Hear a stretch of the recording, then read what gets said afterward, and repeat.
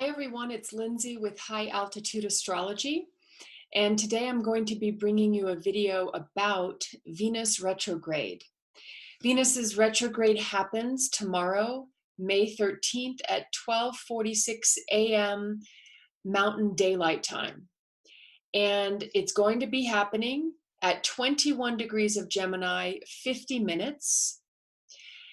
And Venus is going to be retrograding for about 6 weeks until June 24th, when it will turn direct at 5 degrees of Gemini. And then it'll take Venus another month to get back through its shadow period, meaning the degree to which it retrograded at the end of July. On the 28th, she will then cross out of 21 degrees of Gemini. So basically, we are going to be in this Venus retrograde energy for the next 2.5 months or so, even though that retrograde ends towards the end of June. It just means that we'll still be working out or revisiting some of these situations, energies, issues that Venus retrograde is bringing up. So basically what Venus retrograde is a time when Venus, which is the planet of love, beauty, money, what we value, personal self-worth, is appearing to move backward in the sky. It's not, it's an optical illusion, but from our perspective, it's appearing to go backward in the sky. And when any planet is retrograding, we tend to have an opportunity to revisit the aspects of that energy, or the events that energy might bring about, in order to review. That's what retrograde likes to do. It has us review, reflect, reformulate, revise, reinvent, revisit. These are all retrograde type of things. So with Venus in the sign of Gemini, that is a type of Venus that is communicating. This is the sign of Gemini, is talking, is inquiring, is gathering information, is making connections, socializing. This is all Venus expressed through the sign of Gemini. So when it's in this retrograde cycle, as it's going to be for the next 6 weeks, basically that Venus energy is going to become more internal, and we may be thinking more about what it is that truly does bring us pleasure, what it is that we truly value, what it is that, where might we need to bolster our own self-worth in relation to perhaps, our relationships, and how we are able to communicate within them with this Venus in Gemini energy. In general, Venus in Gemini can just be a big review of money, finances, values, relationships, self-worth, and getting an understanding with Venus and Gemini of where all of that, is at for us, and maybe where we need to ultimately make some changes or adjustments, because Gemini is a mutable energy, which means it changes. It's the last sign before we begin summer. And so all mutable signs, there's always a mutable sign right before the change of season, which means there's a quality about mutable energy that allows things to shift and change. So with Venus in Gemini retrograde, it can be bringing up where we need to make some changes in regards to finances, relationships, values, self-worth. Stereotypically, Venus retrograde can be times where we experience breakups. It can be times where we experience old flames coming back into our lives. And it is said that that is to give us an opportunity to kind of create some closure, or to have some sort of finalization of the experience. I like to stay a bit more open-minded. I feel that perhaps these relationships may come back into our lives in order to even give us another opportunity to revisit them. But I would say it's very important with Venus and Gemini to make sure we're really using logic as we're reassessing the situation, because that is what Gemini is all about. It's factual, and it makes decisions based on facts, and then goes in a direction. Also, Venus in Gemini during the retrograde time isn't necessarily a great time to make the final decision, but it can be the time to review and to relook at and revisit various aspects of the Venus energy, and help us in this time with the Gemini energy to gather the information that we need in order to make the best decisions for us moving forward once Venus goes direct, which again happens on the 24th of June. And then we're still in that shadow phase until the 28th of July. So really, I would say just giving things time through the end of July before we take any action towards what this Venus retrograde might be revealing to us. So let's look at some of the other aspects that are happening with Venus while it's going through its retrograde.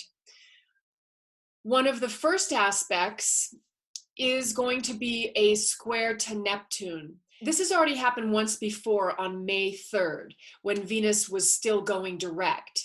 Now it's making a second square with Neptune during its retrograde cycle. And Neptune squaring Venus can be bringing up the need to face any kind of illusion or fantasy or dream or idealization that we might be having around Venusian issues: money, relationships, values, self-worth. It could just be bringing up the need to attempt to clearly or see more clearly and use our logic. Again, Venus in Gemini, when we might be confronted with some of these idealizations around various Venusian aspects of our life, because that's what Neptune does. Neptune is this energy of really wanting to experience divinity, experience oneness, experience like a merging on an emotional level with something beyond the ego self. So in this combination, we might be looking to various relationships to do that, but during this retrograde time, it might be becoming a little more apparent that that's what we've been doing. We've sort of been investing in some of these relationships in an unrealistic way, and we may need to get more grounded, or begin to look at how we've been in some ways confusing ourselves or deluding ourselves, or trying to just live in this sort of more dreamy expression of something that needs to the bubble kind of needs to be burst, and we need to ultimately see things without the rose-colored glasses. But the other thing that I'm looking at too here with this Venus squared Neptune is also, Neptune is about beauty and glamour and this idealization of beauty too. And I feel with Neptune also, with Venus also relating to the principle of beauty and our tastes and what we find beautiful, that this could also be, but it's also about our money, Venus. So this could be a time where we're being asked to maybe see where we might be investing in these unrealistic ways of trying to attain beauty, you know, thinking that that's going to bring something to our lives, bring some sort of, again, Neptune, like the connection with the divine, by trying to attain some standard of beauty that really is ultimately unattainable, and that really does kind of like drain finances, because that's what Neptune squared Venus can be about too, is like, where are we just spending Venus in unrealistic ways, Neptune, or in these, you know, ways that are, that where we're sort of trying to attain this level of beauty, or this idealistic beauty that just isn't ultimately, you know, real. And it might be just something that's coming up right now, in particular, because many of us are going through a time with all of these changes because of the COVID pandemic, where resources may not be what they were, and we're having to adjust. And so this Venus square Neptune piece of the Venus retrograde may be showing us that that we are kind of investing in these unrealistic goals or dreams or ideals that need to be changed ultimately with that Venus in Gemini energy. The next aspect that Venus is going to be making is a conjunction to the Sun. And this is going to be on June 3rd. You can see the Sun and Venus at 13 degrees of Gemini. So the Sun and Venus together, they're basically having like a conversation where the solar principle, our identity, our expression of our creativity, our expression of our divine light in Gemini, the thinking nature, the logic nature, the communication nature, is meeting up with Venus, who's going through this internalization of the Venus energy process. And they're kind of like sharing information, and the Sun's just getting a little bit of a idea of perhaps what Venus is experiencing and learning through this retrograde time. And the Sun can sort of bolster Venus and kind of say, okay, these are maybe some of our new values that we are understanding or coming to know. And so now I'm going to take that information with the Sun's light, like go out and start expressing in this new way, with this new understanding of what my values are and what my tastes are, and how I want to communicate in relationship, and how I want to you know, change my financial situation in various ways. So that's the Sun and Venus conjuncting on June 3rd. Venus sextiling Chiron in Aries during this Venus retrograde transit. Chiron is the energy of the wounded healer, and in the sign of Aries, that suggests that the wound relates to our self-identity, and you know, feeling maybe at times that we don't know who we are or who we want to be.